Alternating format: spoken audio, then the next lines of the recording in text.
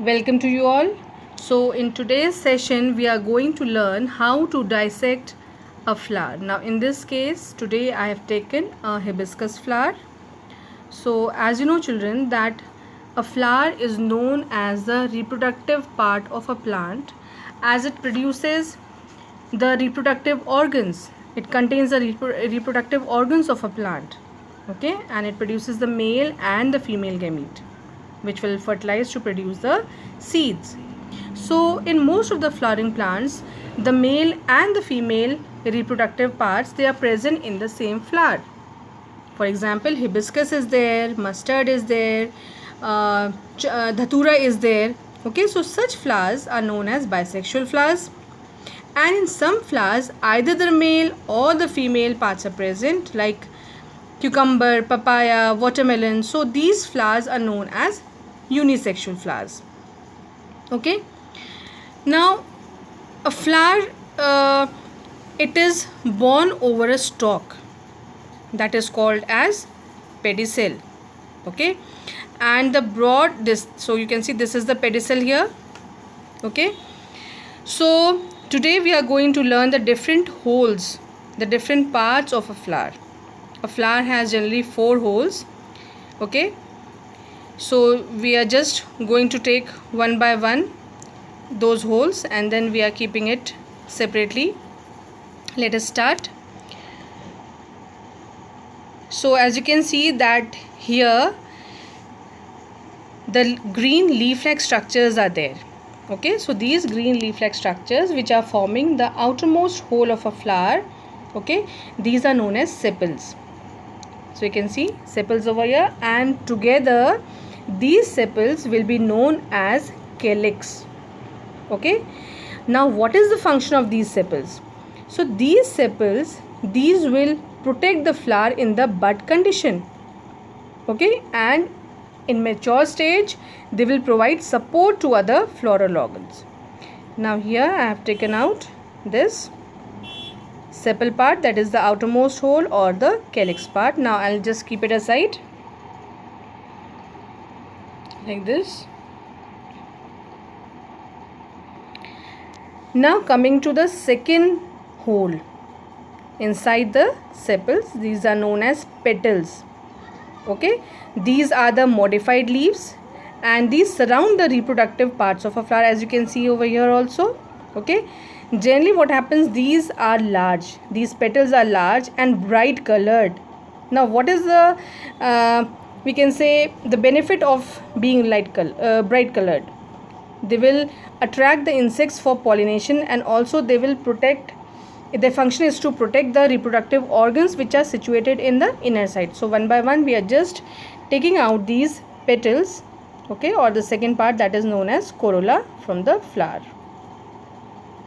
Like this we are just going to separate it out and keeping it on the base.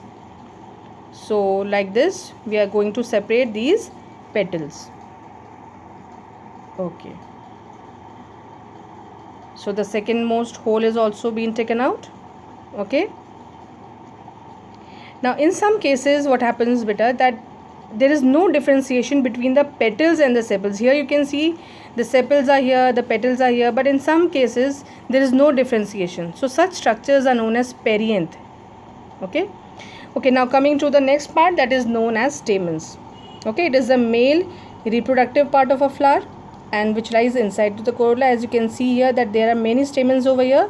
So these collectively are known as androecium, and each stamen has a cylindrical stalk known as filament, as you can see here also if it is visible to you, and on which there is a terminal swelling that is known as anther.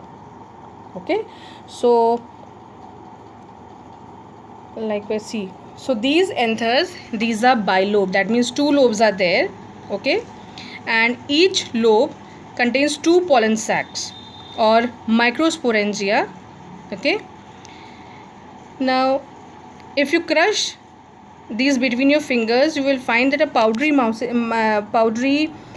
is coming out. Okay, so these yellow colored microspores, these are known as pollen grains. Okay, and these will take part in the fertilization process after the pollination is successful. Now we are just going to separate this third hole known as the stamens or the androecium part. So I just carefully remove it like this. See, you can see many stamens over here, okay, that are containing those male reproductive parts. Now see, here I have just removed the third part. Now comes the fourth part, that is known as carpel or pistil. Okay, these are the female reproductive part of a flower. Okay, and these lie at the center. Here you can see that here uppermost part is known as stigma. Okay, that is the sticky part. Fine. And below, yeah, this is the sticky part known as stigma. Okay, and here the tube is there, which is known as style, which connects the stigma to the ovary, that is the bottom swollen part here, like this. This is the bottom swollen part known as ovary. Okay, so I'll just separate this out also.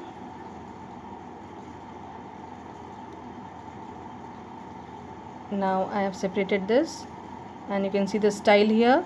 Okay, it is connecting the stigma to the ovary part. Here, see, the swollen part is known as ovary.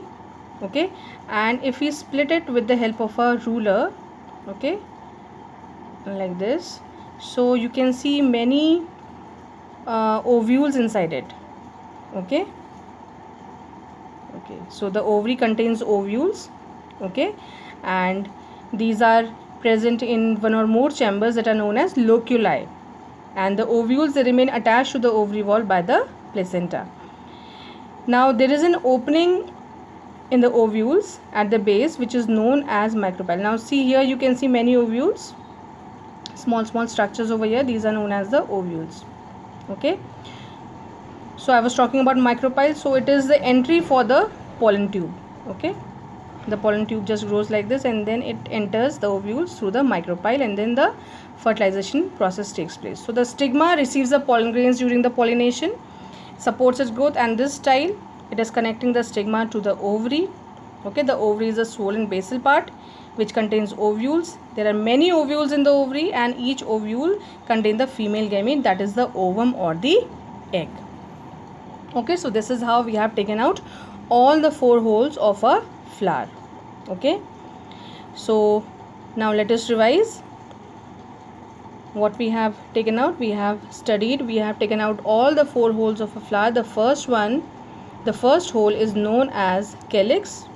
Okay, the green parts, the green leaf-like structures, these one, okay, which are supporting the flower in the bud stage, and in mature stage also they are providing support to the floral organs. The second part, the colored part, is known as corolla, which consists of colorful petals. In some cases they may be white colored also, attracts the insects for pollination. The inner one is the androecium, which consists of many stamens, which contains the pollen grains, and the innermost is the gynoecium, that is the female reproductive part. So these are the different holes in a flower.